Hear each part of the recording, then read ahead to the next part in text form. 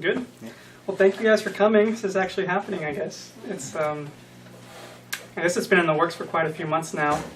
I thought I'd start off by telling you guys a little bit of background. I know most of you were in the email thread kind of talking about how this came about, so I'll just briefly mention.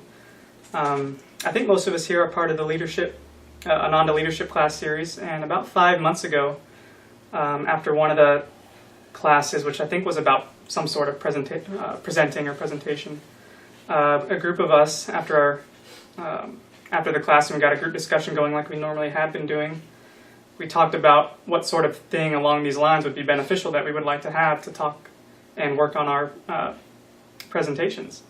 And Robert from Half Moon Bay, that most of you know, he mentioned that he was part of the Toastmasters group that they had pretty ongoing there, and that Swami had encouraged a lot of the members to be included in the Toastmasters.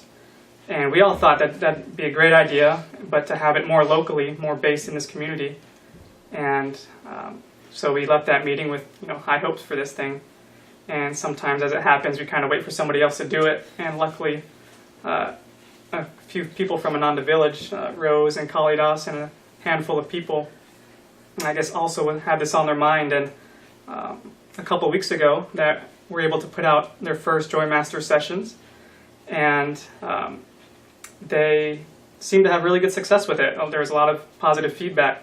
So after seeing that, we obviously felt it was time to try and implement that here, and right away we got so many good responses, as seen by all you here. So yeah, here we are. I think that we're going to go off pretty much the same format that they did, which was each time we meet, which will probably be about once a month, we'll have someone who introduces the topic and gives a brief introduction like I'm doing now, and then probably 4 to 5 speakers that'll speak around 10 minutes or so. And then after each person talks, there won't be a discussion right after that. We'll wait till the end to have a general discussion. And then, so each person will go, and then depending on your feedback, as far as the end, I know we're going to have a lot of somewhat experienced speakers here, so we're hoping to have a lot of good feedback from you after the session. So I think that's going to be the format, and then depending on that feedback, we'll kind of tweak and adjust it depending on what we hear and what the group feels comfortable with. So here, I think we're going to have right around 8 to 10 Joy Masters, or people involved in the Joy Masters, that are going to speak more regularly. And I think the format, like the village, they're going to have half the group speak one time a month, and then the other half will speak on the same topic the next month. So that'll probably be the rotation to start, and then, like I said, depending on feedback and what people feel comfortable with, we'll tweak it from there. So, today's topic, which was the topic that the Village Joy Masters did, was what I appreciate about this path. And I will start by, I think the first thing that came to mind when I was thinking about this was, this path, Ananda, gave us, or gives me, I think most of us, a blueprint on how to live in this world of delusion and illusion that we find ourselves in. And I think most people who aren't on a spiritual path but are looking for answers, they feel the same way. They have these questions. Why am I here? What's my purpose? What's life for? And many people aren't lucky enough to have that answer fall upon them. They go through life struggling, saying, okay, this must be it, and just kind of put their head down and try to push through it for the rest of their lives, and then obviously have to reincarnate and try to continue to search for that truth. But one of the things that I feel so blessed about is being able to come across Ananda and be able to study these profound teachings, these ancient teachings that are very applicable to this age of energy and this kind of material world. And I know when I was in the beginning of my search for truth, I was trying to look for answers like most of us had been, and I was looking at Eastern philosophy and Buddhism and Taoism, and I saw a lot of truth in those paths, but none of them were really shifted or gave me an idea of how to apply those teachings into this day and age that we find ourselves in. And that's why when coming across Ananda, that's what really felt so powerful, is because these same essential teachings but have been adapted into this this age that we're in right now, that we can, still have these teachings and these followings and practice these things, but we don't have to be stuck in that dogmatism or that fanaticism. And I remember that I was in North Carolina, most of you know, before moving out here, and I was asking these same questions, what's my purpose, and then finding out about Ananda, and then really being able to implement these teachings in where I was, which I'm sure most people seen in their little bubble, like the worst case scenario, having to work through their life in that particular instance without really any guidance. But after finding this guidance from Ananda and being able to implement these teachings in that kind of environment, I was working in minor league baseball, which is, crazy sports environment.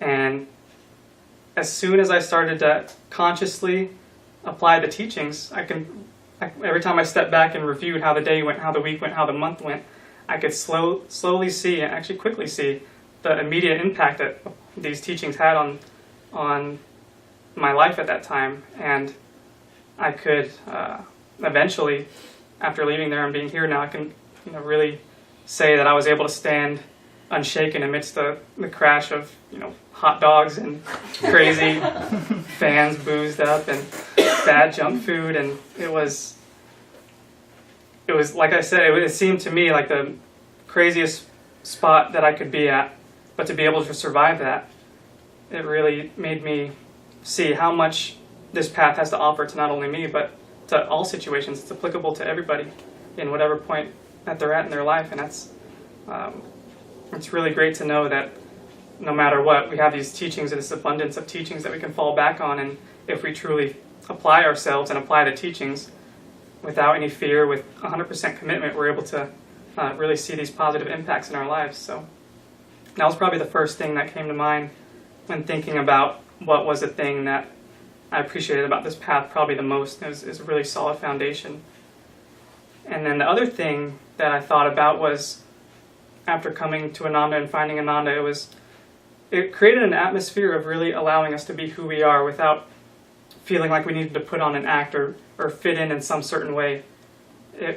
Many situations in life, it could be our own projections, but they always feel like we have to try and fit into this certain group or be a certain way to work well in that situation. And it seems really forced. And Ananda was just so very much open to allowing you to be really self-honest, like Asha was talking about in the Sunday service last week. Being really self-honest and being able to say, okay, no, this is where I am right now, and this is what I have to work with, and it's okay that I'm not here or I'm not back here, but it's where I am, and I just have to keep taking one step at a time. And I remember, again, before living in North Carolina, when I was in Massachusetts and decided to go to school in North Carolina, I was in that mindset of, okay, now I have to learn to be country and learn to be Southern, and that's when country music started playing 24/7 on my radio to make sure that I fit in properly, and started getting that Southern accent and trying to get their lingo. And it just gave me an example, looking back now, that even though a lot of it was probably my own projection of my own feeling that I needed to fit in, the environment itself seemed like it did, kind of want you to and force you to try and fit into a certain way, whatever that situation was. And if you didn't, there'd be this fear of judgment or whatever it was that was also there. But here, obviously there's no self-judgment at all. It's or judgment from others at all. It's very much supported. It's the community. It's this community feel that we pretty much all have the same high ideals that we're all trying to live up to, and it's something that we all can support each other in. And I was just thinking how great this platform is to give us an opportunity to grow spiritually, public speaking that is, and knowing that a lot of times when you're speaking in front of crowds, you get the sense that the crowds are sort of feeding off anytime you stumble or you're nervous. But for here, it's like, the default response from the crowd, if you run into those situations, they're just sending you ohms and sending you light. And it's really nice to have that visualization. That's truly the response from the audience in any situation that you find yourself in as you're giving a talk. And I really appreciate that. And it just goes to show how supportive this community is, and how you can just be yourself and work with where you are. So those are the two things that I felt right off the bat that just came to mind that I wanted to share. And I briefly mentioned that there's this special drink here that before coming here, I was talking with Amy, and we were talking about nervousness and any remedies. And I just looked on the Ananda website and just typed in nervousness, and there was Yogananda's special drink potion that cures apparently thousands of people with nervousness. And it was just a cool cup of water, a quarter of lime juice, and then I think 2 teaspoons of sugar. So if any of you find like you might need it, it's the orange cup. The red cup is just plain water, so it's for the orange cup. Yeah, so thank you guys, and we'll have the next presenter.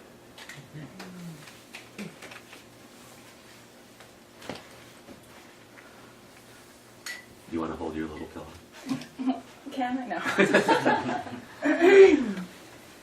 I'd like to have a sip of this drink. Good boy, I should. Listen, my heart's pounding. Thank you.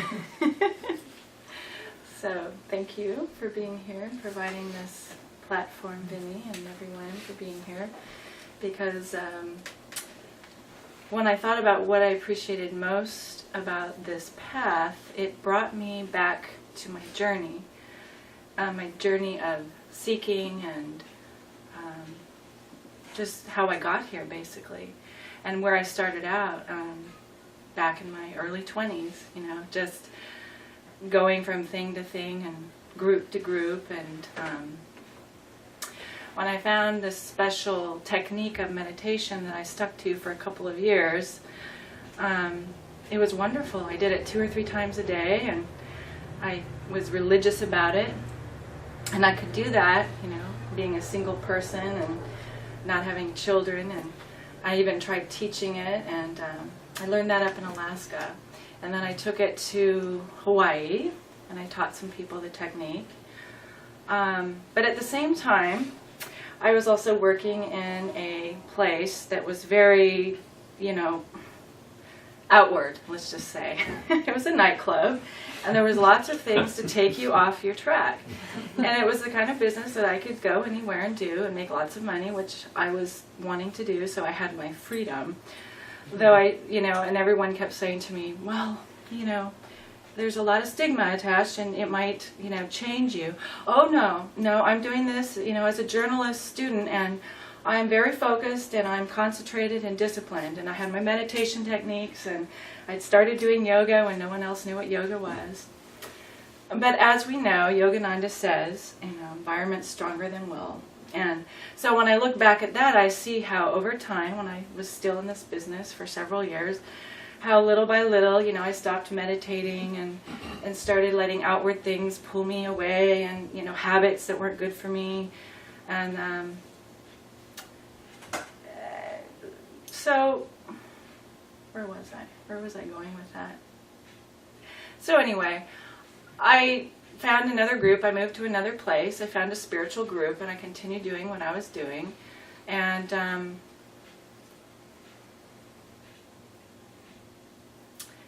realized I was still in the wrong place. It wasn't the right group. It's like there's spiritual elements, there's spiritual people, but it just didn't feel right. As Vinny was saying, you just feel out of place.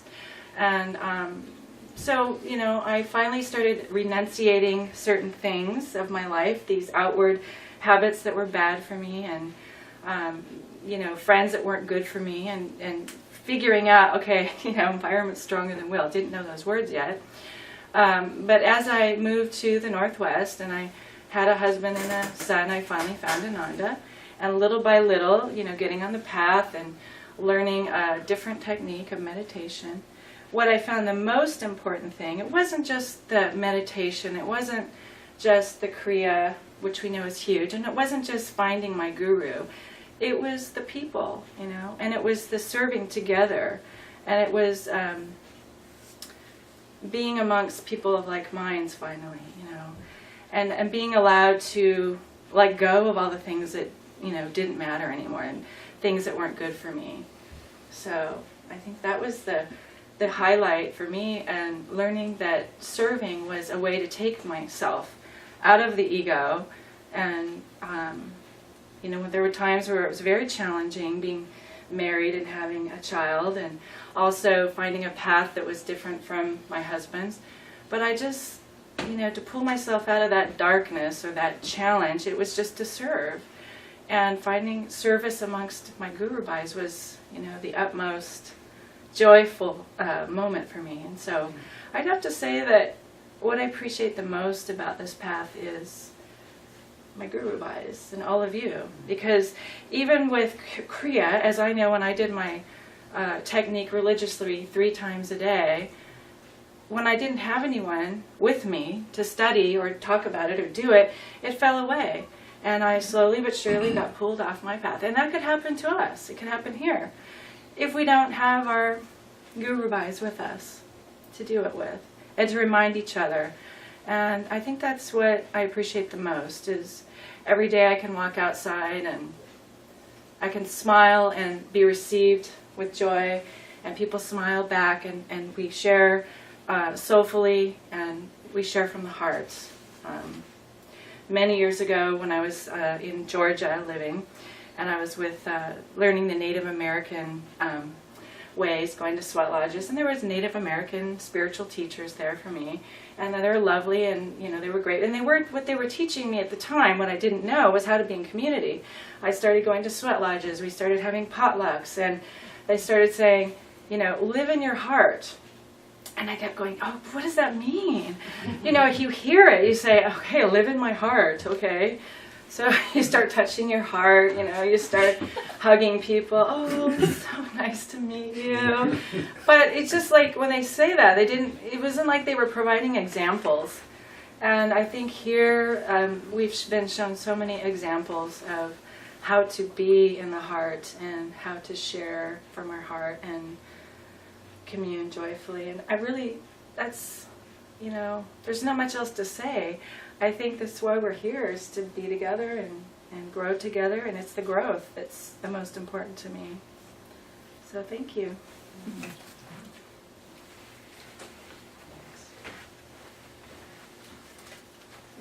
Hello.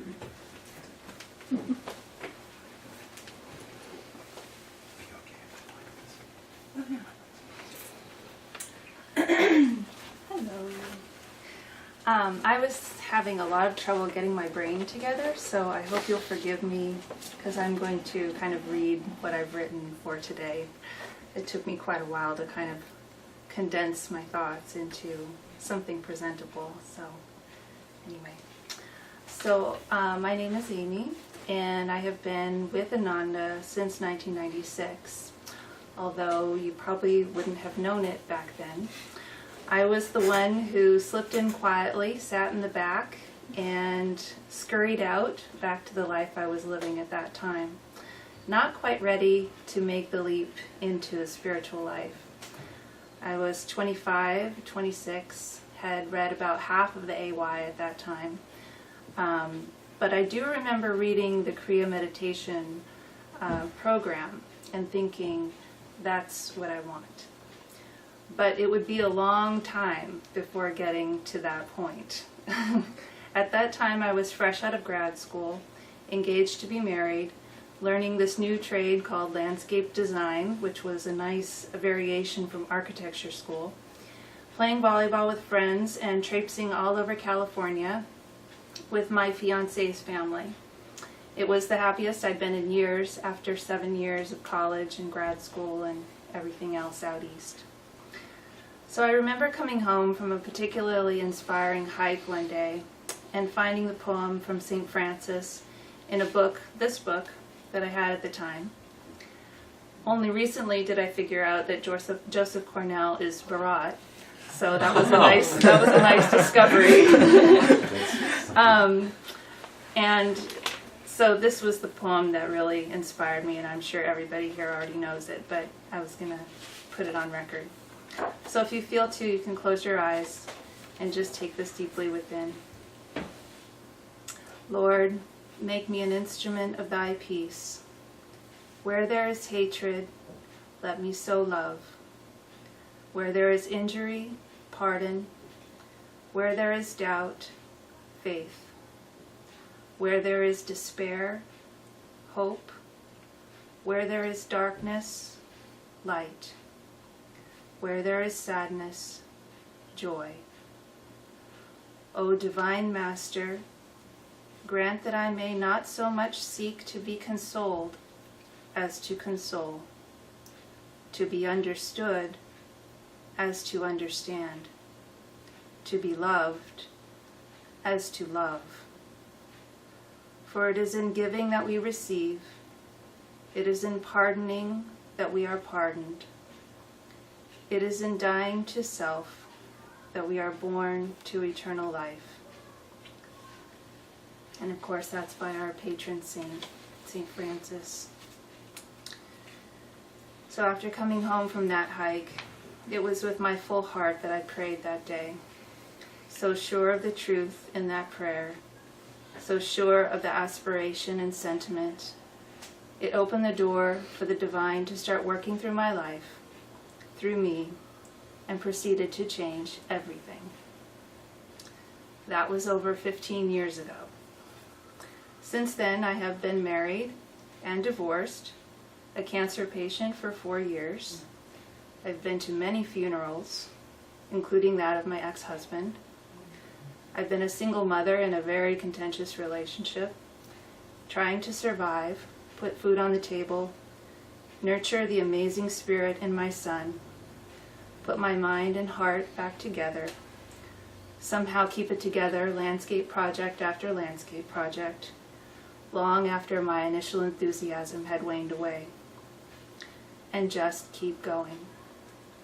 It seemed like the hardest thing to do was just to keep going, through financial troubles, exhaustion, despair, getting up every day and just taking care of what was in front of me. I have no doubt that the masters of this path were with me during the entire time. So many times, the prayers that I had heard years prior would come to me, with all my heart, with all my mind, with all my soul, and with all my strength. I choose thy love. I choose only thee. And so I affirmed and affirmed and affirmed and affirmed to keep the path open, to keep myself going in the direction of love, trying to keep up hope not only for myself, but for the both of us. And then one day, about 3 or 4 years ago, I heard a voice say to me, discipleship. So I finished reading the AY, ordered the lessons from SRF, and started studying. I looked forward to that envelope of light every 2 weeks as I continued on, healing, praying, trying to get stronger. And after a time, I heard a voice telling me to come back to church. And people made it possible for me to come to classes by allowing me to do seva in exchange. People asked me to be a part of this workday or that altar creation, or serving food or setting up, and every day I felt embraced. I felt welcomed again, after it seemed like there was nothing left to hope for. I have so much appreciation every day for being here. We had our farm blessing yesterday, which my son enthusiastically took to, and loved the way that people inspired him. We have seen many of our friends transition into the brahmacharya designation, and this morning he came out with a yellow shirt on for church. And he asked, half jokingly, if we had any yellow pants to go with it. You have touched him. This place and the people have inspired me. We all help one another take the next step on our journey. So now we come full circle. On this day we are speaking. Thank you to the group that gathered at Ananda Village recently, as well as 40 years ago, to start this effort and create this forum for us to share experiences. This week, finally, I will be taking my Kriya initiation and starting life as a Kriyavan. And on this day, way back in 1920, Yogananda gave his first official lecture in the U.S. at the Congress of Religious Liberals in Boston. We are so blessed to be the benefactors of that wave of truth and love. May the light of His divine realization inspire and transform us all. Om. I think we should all send you Oms. Big For my day. creator. After we're filming that. Okay.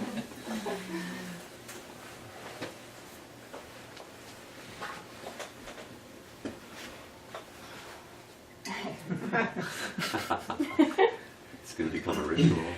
Take a lot of that. Good. Here's tape on there. Cool. Yeah, so. I'm not sure whether to give my attention to the camera to all of you. Not to the Obviously, yeah, it should be all of you. So, I am Prashad, and I am the brahmachari who just took his vows yesterday. Speak up a little. Okay. Louder. I'm Prashad, and I'm the one who took brahmachari vows yesterday morning. Amy had mentioned that. It was a very special occasion, and it really put together the fullness and the feeling behind the meaning of community and of having Guru Bhais and being part of a spiritual family. What more can I say? I'm looking at a bunch of faces right now who are neighbors and brothers and sisters on the spiritual path, and yeah, I can only smile and I really feel a sense of love and connection. Yeah, and having it in a ceremony as significant as the brahmachari vows yesterday, I mean, it was a big step, and thank you all again. And who knew that I was going to be talking about that here, but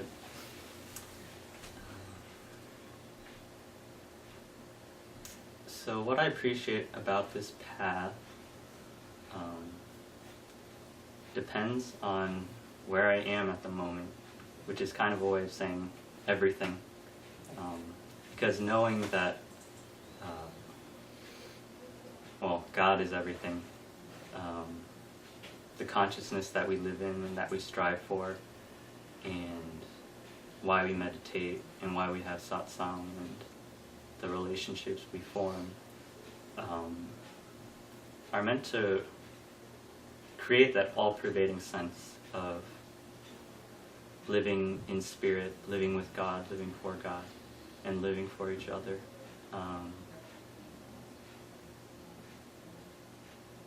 When I was thinking about this, I got a rare glimpse, sort of this, just this little glimpse of what Master said, and Asha uses this illustration a lot about how God is center everywhere and circumference nowhere. Because I was trying to pin down something about Ananda, like what's the best part, what's the most significant part for me. It really felt like for a moment I had a flash of, if I really started anywhere and started thinking or orienting my consciousness around that, there would be some sort of path that would expand and touch upon all other aspects of Ananda. Both in the terms of the practicalities of daily life, and also the deeper teachings that go into the soul level and into meditation and sort of the higher aspiration. So that was nice. And that's sort of when I took a turn and realized I could really talk about my relationship with the music so far, and how talking about that would touch upon several different aspects of the path in a significant way. So the first part would be my coming to Ananda. There's a whole story behind that, but the point that I want to summarize is how really I just know that God brought me here before knowing anything about true spirituality. Swami is such a great role model in terms of the path or his book, The Path.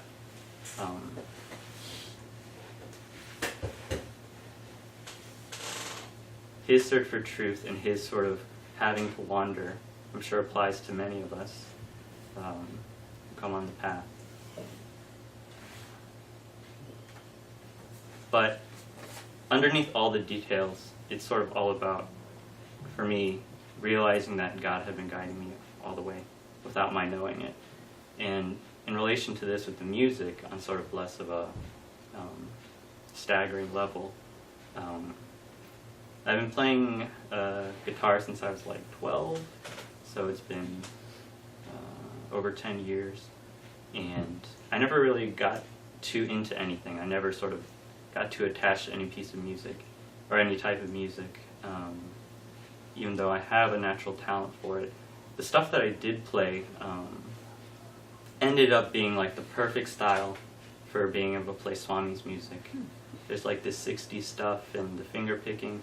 I never got too formal with any of it, which is sort of perfect because Swami's music is quite fluid, and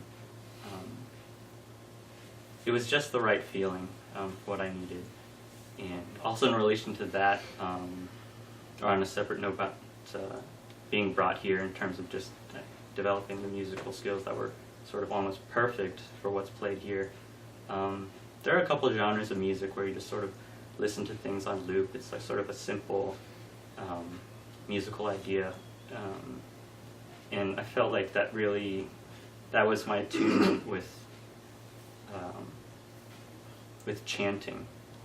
Just sort of getting deeper and deeper into sort of a singular type thing. And then, of course, coming to chanting and realizing the devotional aspect, and then using that to really lift up your consciousness. I don't know. It was just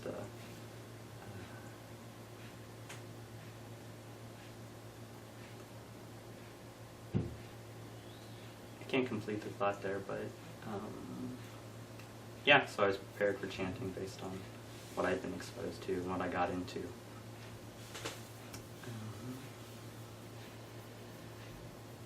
Also, I took drum lessons the year before coming to Ananda for just like a brief year.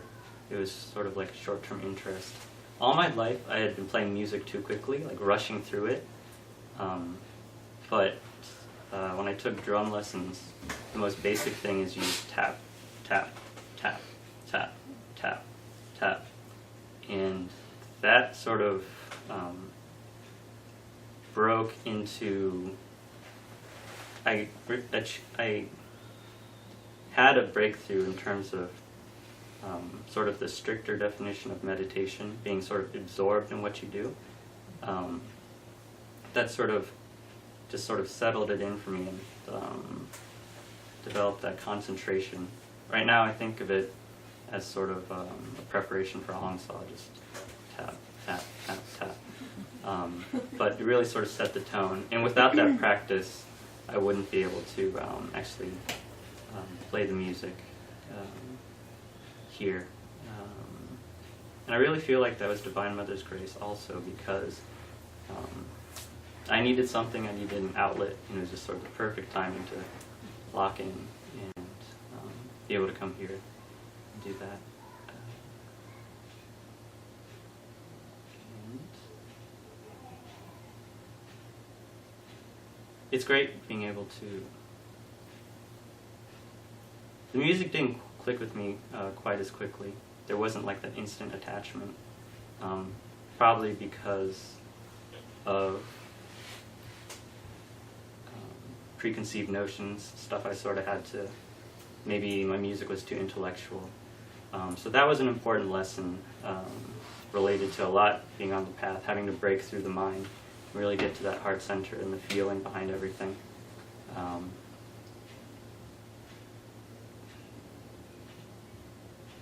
Applied to devotion, taking that idea and applying it to devotion, I think.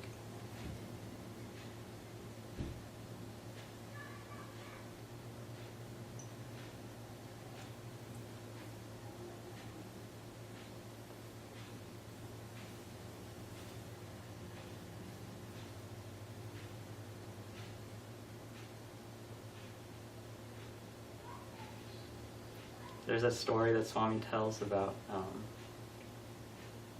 how to work with God, and asking him to do things through you and how you should cooperate or participate with that. So he says there's that one time when he was talking in front of people, and he just decided to say, oh, maybe I'll let God do it this time. So he just sat there and waited and waited and waited for 2 whole minutes, asking God, say something through me. And it never came.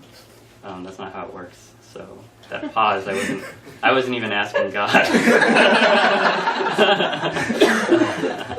But that is a perfect segue into what I did want to talk about. Having faith, just that no matter where you are, no matter where I am, what I'm going through, there is sort of a step I can take. There is something I can do to raise my energy level, to think more of God, or try to bring Him more into my life. Practicing japa, I guess, is most my most common example just throughout the day. It's a way to sort of divert, to sort of bring my attention back and my focus back.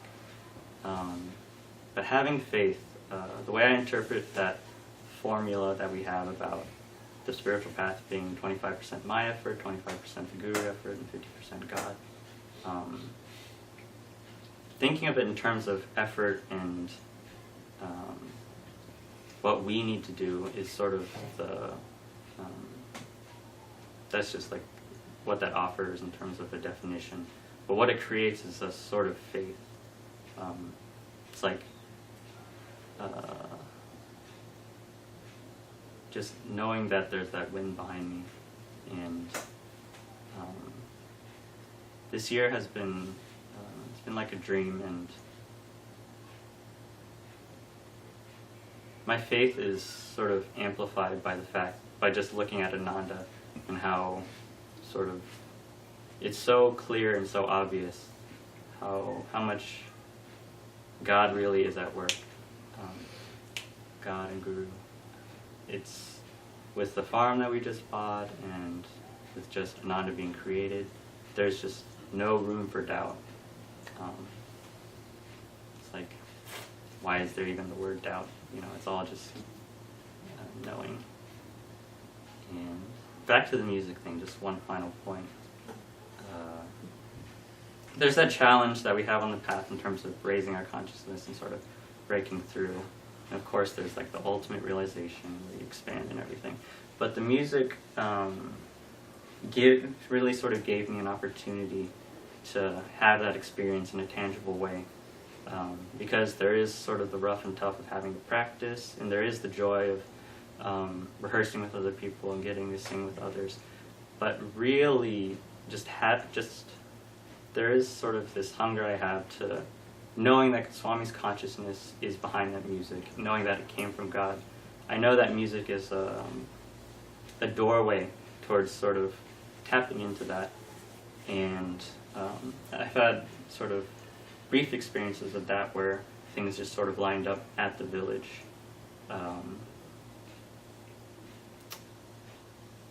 Recently I was up there walking across the meadow, and it was morning, and of course we had sung Come Chill and Wake Up recently. So you're just walking down that meadow and then Come Chill and Wake Up. It's Swami's consciousness is there, God's there with you, and so wake up.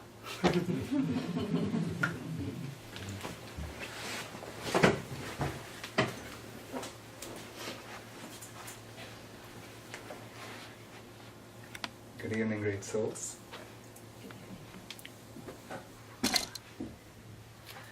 What I appreciate the most about this path, I think as Prashad beautifully put it, it depends on the moment, which means everything. But that probably not maybe a good topic for speaking for 10 minutes, so I'll have to choose something else. It's really, really nice to hear all the others speak, and honestly, when I was sitting here, I just realized I'm less nervous speaking to all of you than I was in front of the mirror. And I think that that really speaks for Darcy's point, which is just how much we appreciate all the Guru Bhais, because probably you're more open-hearted and kind to me than I'm to myself. But anyways, going to the topic, a few weeks back, some of us were sitting with Asha, and she was talking about her next upcoming book, which I believe is a collection of questions and answers, questions that people have written to her over the past many years, and answers that she wrote back, and I think she's editing and compiling that to form a book. And people are suggesting a lot of titles for this book, things like Be Practical, or Practical Idealism, or Bring Spirituality into Daily Life. All of these were really good titles for a book, but as I was listening to these things, a strange thought occurred to me. It's just how these phrases in themselves were in a very unique way summarizing what this path meant to me. And I might want to explain. So, just as Darcy and probably everyone touched upon, we are all committed to this path, and we are all disciples at this point. That's why we have gathered here. But we also have this unique memory of being a seeker, of those early stages when we were seeking something. And many of us may not have had the vocabulary to say what we are seeking. Like, it could have been deeper meaning to life, or just lasting happiness, a sense of fulfillment, a sense of direction, whatever it might have been. So I might also touch upon that. So I vividly remember those days when, and one sentence in the Festival of Flight for me really summarized what I was looking for. It was simply the answer to the question, to what end were we made? And that was just so beautifully put. I mean, like everything else that Swamiji writes. I had this question in my head, and it was not long before I figured out that maybe the answer to this question lay in spirituality or religion or something on those lines. So I was frantically searching. I was born in India, brought up there, so religion was a lot more accessible and open, and you could have pretty much any interpretation you like of it, and people would be okay with it. And so that's where I started, and I took classes. I went to different ashrams, and I tried meditation. Some things worked, some things didn't work. It was a phase, and a real big turn came when I read the autobiography of Yogi. And I was a big reader. I used to read a lot of books, Dalai Lama, Buddhism, quantum physics. It's like I used to read a lot of books.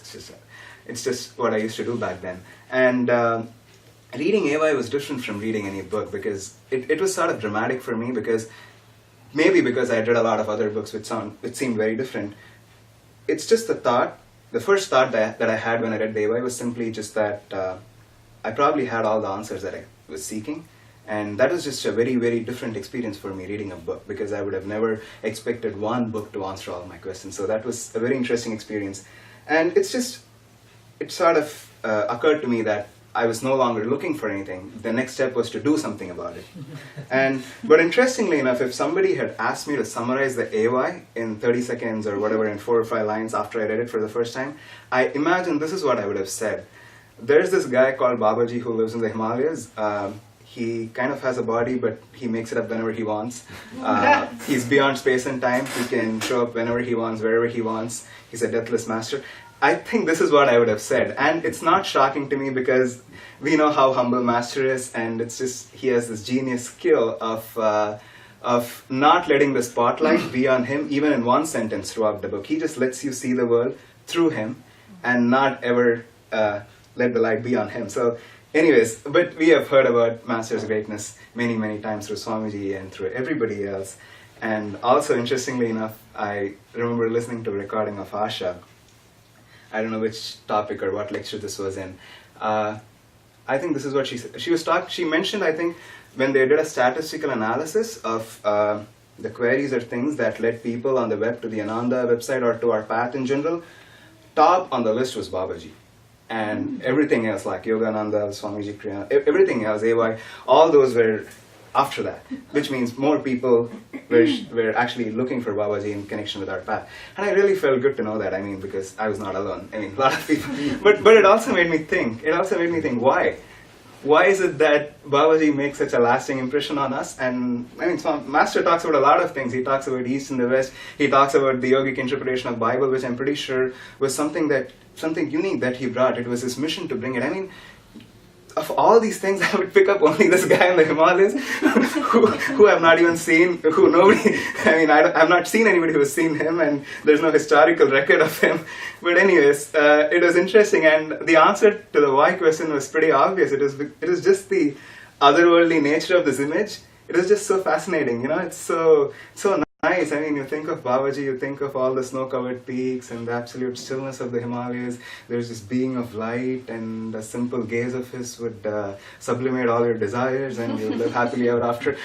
It's a beautiful image. I'm not even being satirical. It's really a beautiful, beautiful image, and there's no doubt it's extremely, extremely magnetizing, and it just grabs you, and it's really nice to dwell on that fantasy, and there's no doubt about that. But also, I think we all understand at a subtle level that the answers that we're seeking are not in this material plane. So it's just a subconscious instinct to hold on to that, which is probably not in this plane. And then, but Swamiji also makes the remark that all 5 gurus on our path are all avatars, which means they have been completely liberated many, many incarnations ago, and they're all one with the consciousness of God, and there's no rank or ordering amongst them, which means they represent the same infinite consciousness. And then you wonder, here's Babaji, who's really magnetizing, and he seems to be like the guy, and there's Master, who lived in Boston, who lived in LA. He toured the US in motorhomes, and he made mushroom burgers or something, and he did a lot of things. And not just that, even worse, he had financial troubles. He had a lot of he had a lot of problems. He had health issues. He was trying to raise a lot of money for his work. He had a lot of financial troubles. He had legal issues that he had to battle through. You don't imagine. I mean, it's like, it doesn't seem so exotic, you know. No longer here I have this guy who's sitting in the Himalayas among snow-clad peaks, and here's this other guy.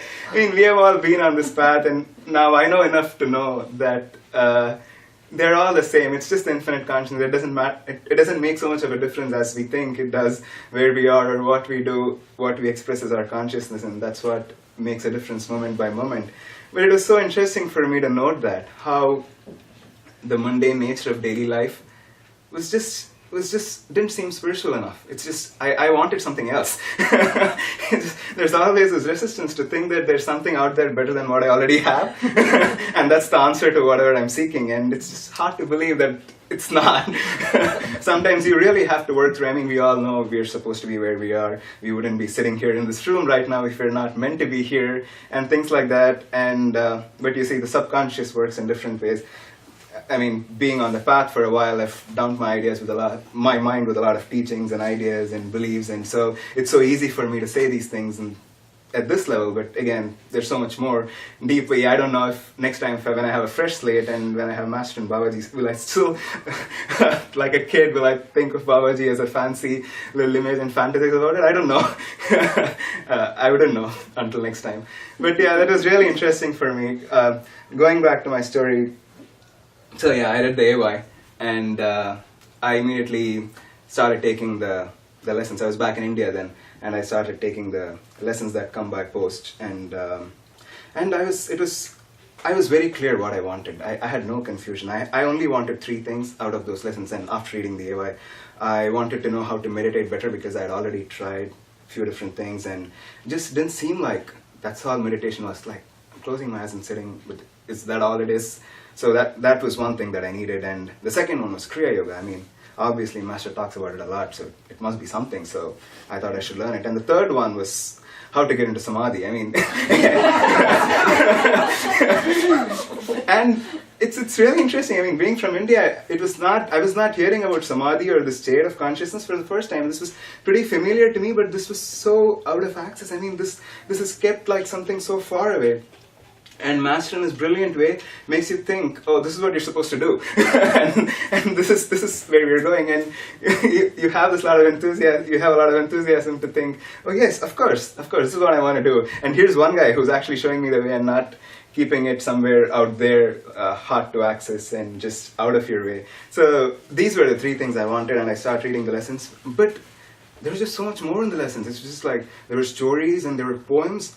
that were supposed to be prayers, and I couldn't quite grasp all of it at that time. And of course, the tensing and relaxing, that was just it made no sense for me back then.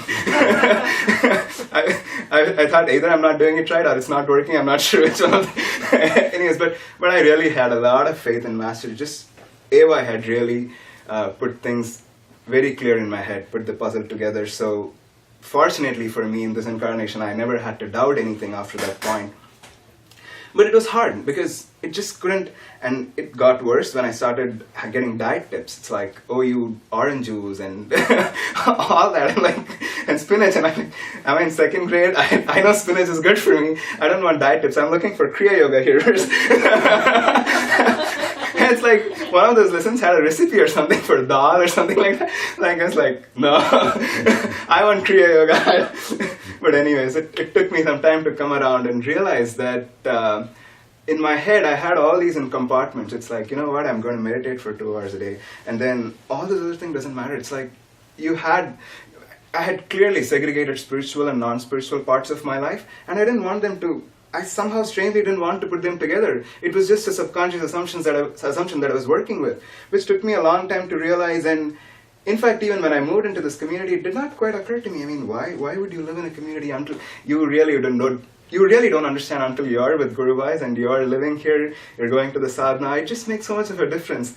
It's just, experience is probably the best teacher. We learn so little by books and by what we hear, but we really learn when we see it for ourselves. So there I was, struggling with these things. Thankfully, Master brought me here, and it all somehow worked out well, and hopefully I'm not stuck with all that right now.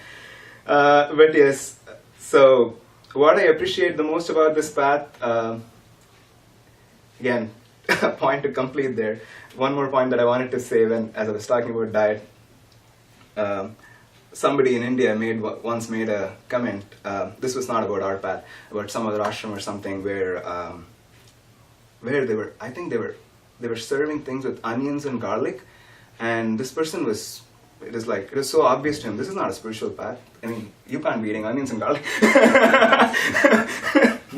I was not even on the spiritual path back then, but it just didn't make sense to me. Somehow, I had not put all the pieces together, but it was so obvious to me. I mean, monkeys would refrain from eating onions and garlic, give them chocolate chip cookies or something. I mean, it just didn't seem like the definition of spiritual path. I mean, all these things that you get stuck with, all these images that you put in your mind in boxes, oh, this is spiritual, this is not spiritual, this is spiritual. It's like, I was so busy putting labels on everything, I always think of my mind as walking around with a bunch of labels. Like, every thought, every idea, every person, every situation that I see, it's like, I'm always busy putting labels on them. And it did not take me long to realize, once I was here, once I was living in the community, how badly, as Patanjali beautifully put it, I was missing the point. So, anyways, what I appreciate about this path, I think the first answer that actually came to my mind was, as Darcy mentioned, the fellowship. It's just, it's so beautiful. I mean, I'm looking at all of you here and everybody I've met on this path, it really doesn't, I mean, have I known this person only for the last 6 months? It doesn't feel like that, you know, we have all had that feeling, and there's a sense of connection because we don't know each other like others do. We're not interacting just with people's personalities, we meditate together, so we have a connection that's just so much more deeper than just knowing somebody's personalities and relating just in that manner. So I would have chosen that, but then, you know, I twisted the question a little bit in my own head, and then this is what I wanted to answer. Okay, I really love the fellowship, but if I had a next incarnation, and if I were to take only one thing from this path onto the other, and have to let go of all the other things, what would I choose? Then I think it was not a one-word answer, but this is what I sort of figured in my head. I mean, what I really value a lot about this path is just the fact that it's just being able to see things clearly, just to have an open heart and an open mind and not get stuck in things. And I think the only way to put it is the ability to not miss the point. And I don't mean it in the sense that, oh, okay, you're on the path now you won't miss the point. It's not, obviously, we know it's not like that. You don't know when you're missing the point that you're missing the point. So it's just, but I'm better at it than what I used to be. And obviously, as we progress, we get better and better at it until we no longer miss the point. And if I could, I would really like to take it into my next incarnation, whatever I learn here. Jai Guru. Jai Guru.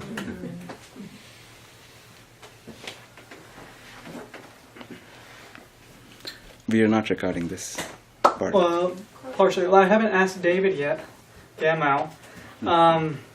Being one of the more experienced speakers, do you want to talk for maybe 2 or 3, 4 minutes about just general tips about speaking, and then possibly after we stop recording, then maybe individual tips if need be? But would you mind being up actually, here for yeah, a no, couple oh, minutes? come up there. Yeah. Sure. Thank you. See, you surprised me.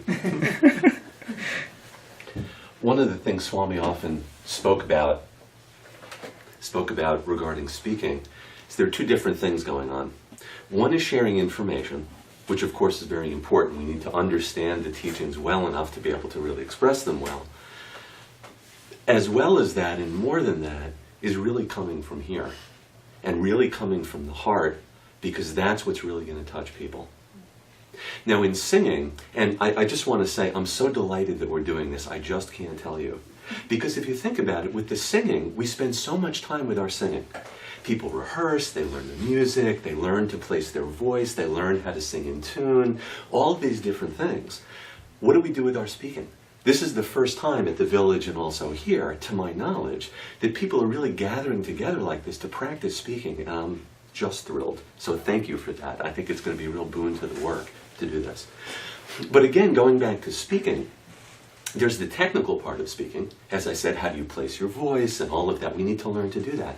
When I was with the singing group in Italy, when Swami asked us to move there to sing and tour Italy, he said, you need to take voice lessons. You need to take voice lessons. And as Vinny said, he also encouraged people to go to Toastmasters. Now that doesn't mean that you're not in the heart. And we tend to think of it as a little bit of a dichotomy. And it's not. We really need to learn both. I don't have that much to share here. I certainly don't have more to share than a million great souls at Ananda about how to be a good devotee. But in terms of some of the technical parts about speaking, maybe there's a couple things that I can mention I think would be helpful. Think of your speaking as singing. When you sing, Sai Ganesh, you're one of the greatest singers I've ever heard. I love hearing you sing. When you speak, it's more like this. Think of it as singing what you're trying to say.